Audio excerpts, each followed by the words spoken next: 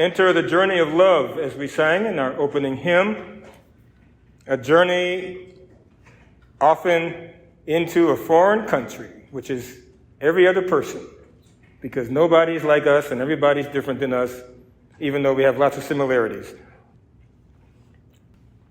So the journey into love, the journey of love, just think of that as trying to learn a foreign language. I want to focus really just on the second reading. It's Romans chapter 13, verses 8 through 10. There's a bit of a nuance on what St. Paul says here, where he says we ought to have no debt or owe nothing to anyone except to love one another. And then he says all the commandments summed up in this saying, you shall love your neighbor as yourself. But I want to put a bit of a nuance on that and say, to love your neighbor, don't necessarily think that your neighbor, any other human being, wants to be loved the way you want to be loved. So to love your neighbor as yourself, it's a kind of a subtle distinction I'm making. To love because you want to be loved the way you recognize love and the way you express love. And it might be very different than someone else. Even the people in your own house, or your classmates, or your fellow parishioners, or your pastor, or people on the street. For example, stories I've heard about middle-class people having to acknowledge some unconscious bias, as the saying goes, okay? When street people who are asking for food and the like on the streets, come up to them. These are two true stories. One is some folks have an approach of, if you happen to be near a grocery store or even a fast food store, to offer to the person, instead of just giving you money, let me take you into the grocery store, buy what you want, and I'll pay for it. Or let me take you to, Pizza Hut or McDonald's or whatever it is, buy what you want, and I'll pay for it. So in one example, I think it was a fast food example, this person, a middle-class person, when someone was asking for money for food, he said, well, I'll pay for you some food. So they go in and they get whatever, a burger, whatever else. And then this guy is a friend of mine. He said to the fellow, would you like me to buy you a Coke? And the guy says, oh, no, that's bad for your teeth. Soda like that. And my friend admitted, as he was surprised that a street person would be so concerned about, dental hygiene, And then the second example, at a more upscale grocery store, in fact, it was a New Seasons, a fellow out in the parking lot asking for money, and the guy says to him, well, honestly, don't take this personally, but my approach is not to give people money, but I'd be glad to take you into the store, and you buy what you want, and I'll pay for it. And the street person said, well, I can't go in there. So apparently there had been some issues with the management, right? So the fellow says, well, I'll go in and what would you like? And he says, oh, give me a sandwich. And ham, whatever. And then he said, the man, the middle-class person, asked him, what about something to drink? And he says, the street person says, kombucha. In fact, what's our local kombucha brand? Dr. somebody? Yes, Dr. Brew, I think, whatever it is. But he knew, the specific flavor. He said, Dr. Brew, passion fruit, lavender, whatever.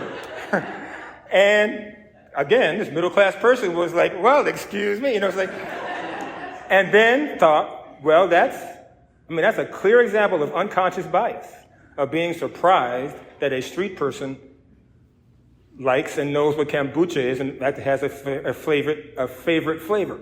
So anyway, those people, to love them, those people on the street, just to strip away middle class and more well-off prejudices and biases and love them the way they want to be loved and get him his kombucha, right? So that's just a couple of examples, real-life examples.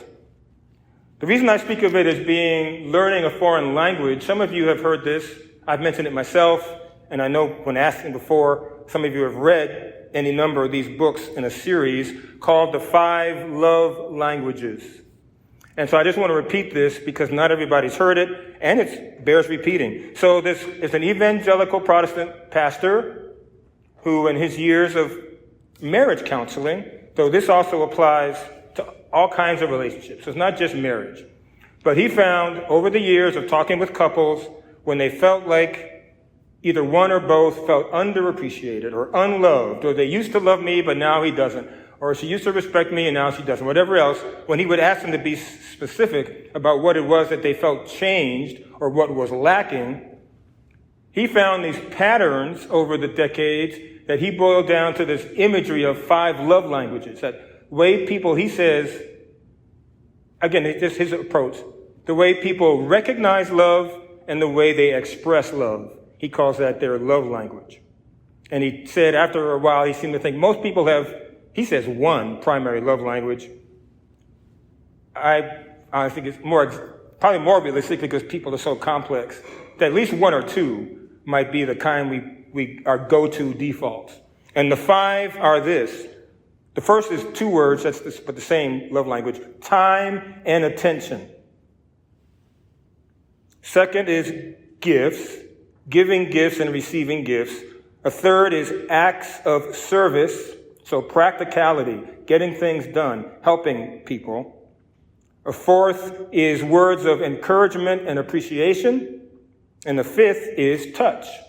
So touch is in everything from within marriage, husband and wife, all the wonderful things that God has given for physical intimacy within marriage, all the way to a couple of friends, fist bumps, or a pat on the back, or a firm handshake, or whatever it is, So all those are the 5 love languages: time and attention, acts of service, touch, gifts, and words of encouragement and appreciation.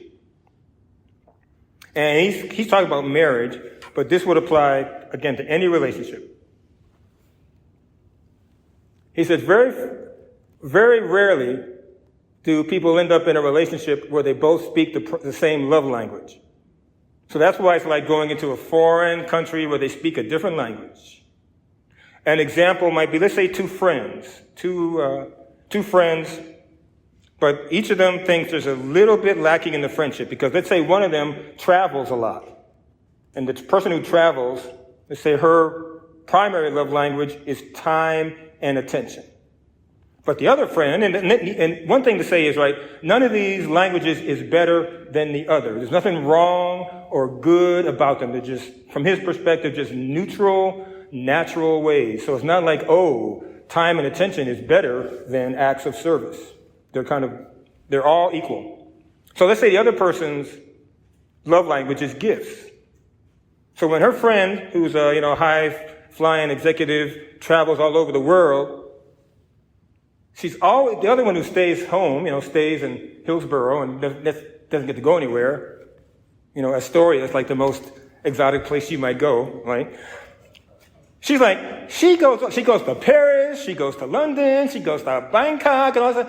Couldn't she at least bring me back some souvenirs or some nice French perfume or some Asian jewelry, whatever else? That's the one thing. She just never gives any gifts and souvenirs of her travels to me.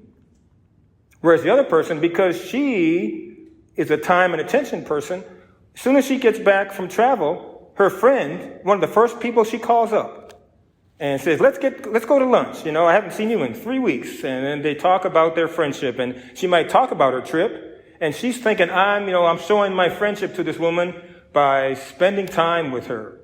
But she says, but she doesn't seem to ever really want to spend time with me. When I am home, she never calls me and says, let's just go out for coffee. So they are loving each other as friends, but they're talking past each other. It's like one is speaking Hungarian and the other one is speaking, Senegalese or something. That's true for all of us if you take this approach from Pastor Chapman. So to love and to fulfill the debt of love One way is to get out of yourself. One of the other phrases in the opening hymn we sang talked about carrying the cross.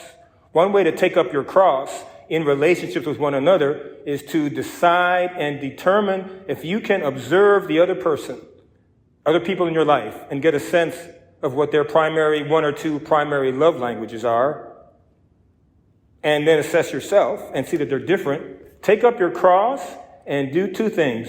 Be happy and content and joyful to receive from them their love in their love language. And don't think about they never do X, Y, or Z for me because you just have a different love language. And then you be willing to go out of your way, to go out of yourself to show them love and friendship and support in the way they recognize it. So that we can let God lead us into the journey of love, which is a journey into other people's love languages, and grow more like Christ. Because I'll end with this. To be like Christ in our love is not in our gospel today, but from Mark chapter 10. So try to remember that or listen to the audio and go back to find the reference. Mark chapter 10, there are two encounters in that gospel passage. One is with James and John, the apostles, and one is with the blind man Bartimaeus. And in both cases, I'll leave it to you to find them within Mark chapter 10. Jesus says, "What do you want me to do for you?" Astounding from our perspective, looking back. The second person of the Trinity, God in human flesh, the creator of everything, fully sovereign, full power and authority over all that is. And he says to these people, these men, and it happens to be men, "What do you want me to do for you?" So let's have that as our disposition in our relationships with one another. Enter the journey of love, of what others would have us do for them, and strive by the help of God and being observant to do it in the other person's love language.